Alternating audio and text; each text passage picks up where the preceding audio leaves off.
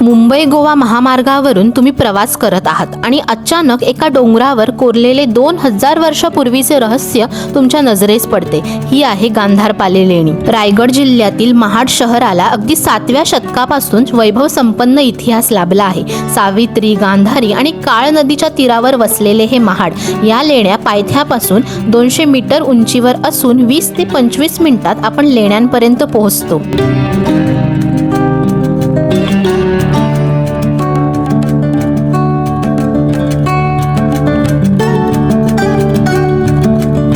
येथे एकूण 28 लेणी आहेत, त्यामध्ये 3 चैत्यगृह आणि 19 विहार आहेत। तसेच अनेक पाण्याच्या टाक्या देखील कोरलेल्या आहेत। संशोधकांच्या मते ही लेणी कंभोक वंशातील विष्णू पुलित या राजाने खोदलेली असून पहिल्या क्रमांकाची लेणी महत्त्वाची मानली जाते। त्यामध्ये एक भव्य चैत्यगृह असून त्याला 7 कमानी आहेत।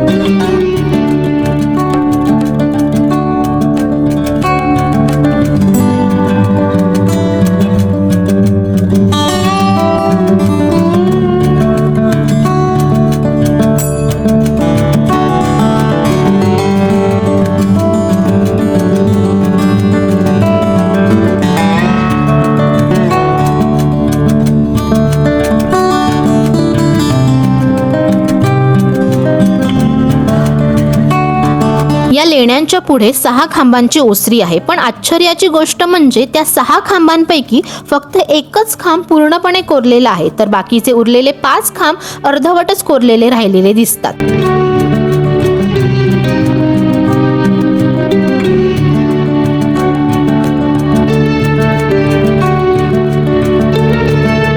आणि तसेच ओसरीच्या मागे एक भव्य दालन आहे। या दालनात जाण्यासाठी 3 दरवाजे आहेत। उजेड येण्यासाठी 2 खिडक्या खास कोरलेल्या आहेत।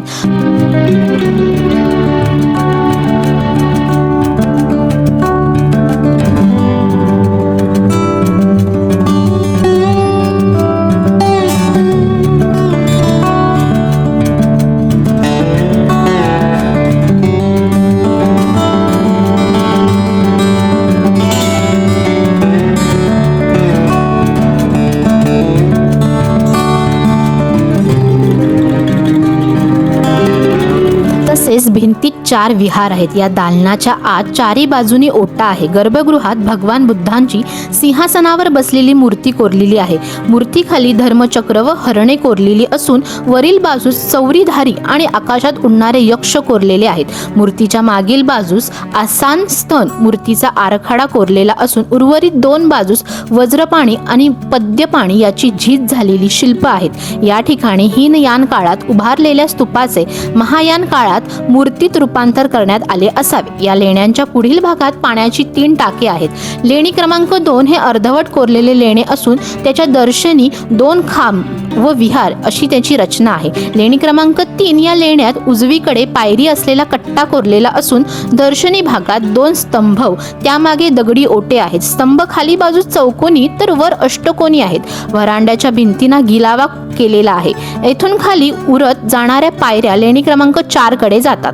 लेणी क्रमांक 4 या लेण्यांच्या दर्शनी भागात 2 स्तंभ आहेत। अर्धस्तंभ असून व्हराडा, दालन व विहार अशी यांची रचना आहे।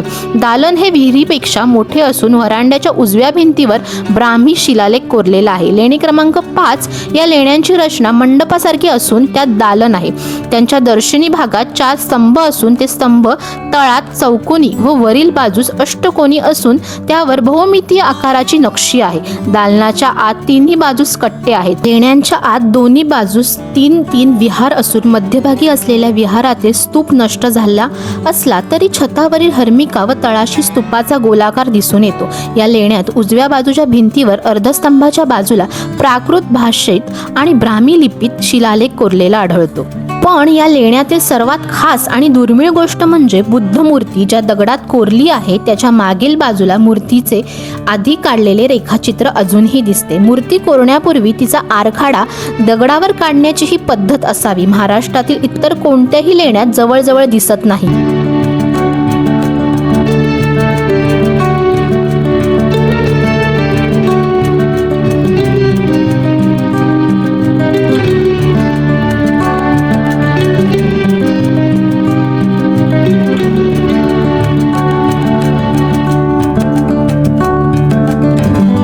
म्हणूनच गांधारपाले ही लेणी केवळ पर्यटन स्थळ नाही तर ती आहे प्राचीन कलेचा आणि इतिहासाचा जिवंत पुरावा.